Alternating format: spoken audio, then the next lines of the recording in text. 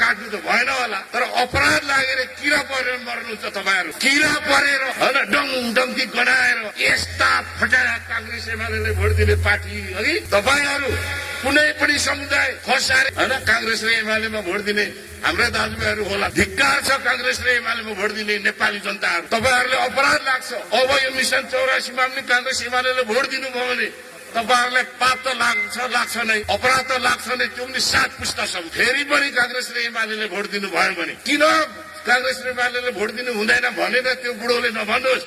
काफी तपाईहरुलाई थाहा छ कांग्रेस एमाले जस्तो खत्तम अराष्ट्रिय हैन, कांग्रेस एमाले जस्तो जाति विरोधी, समुदाय विरोधी, धर्म विरोधी, देश विरोधी, वंशघातक हैन, रगत घातक, देशघातक हैन, सबै घातक अराष्ट्रिय तत्त्व कांग्रेस एमाले जस्तो फटा पार्टी हैन, डाका हैन, यस्तो कुकुर पार्टी, यस्तो काम गर्न नजान्ने, विकास गर्न नजान्ने, आफ्नो मान्छे नचिन्ने, नियम कानुन नमान्ने हैन, सानोलाई मात्रै नियम कानुन लगाउने राज्यले जे जस्तो ज्यादती गरेको छ। नो कोशी नाम खारे, किन त्यहाँ है हामीले किन नो केबल कार भन्यौं। प्रदेश नाम कोशी राख्नै हुँदैन, नो केबल कार यो चाहिँ हुँदैन। यो वर्की पारको आन्दोलन गर्नुपर्छ।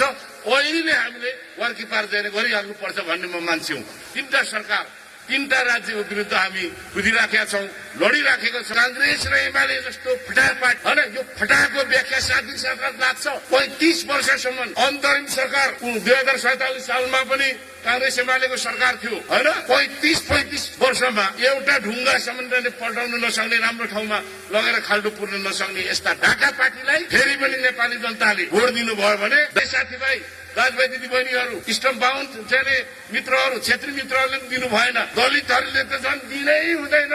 सार्वजनिक ठाउँमा यसो मन्दिरमा सम्म छिर्नु नदिने डाका पार्टी।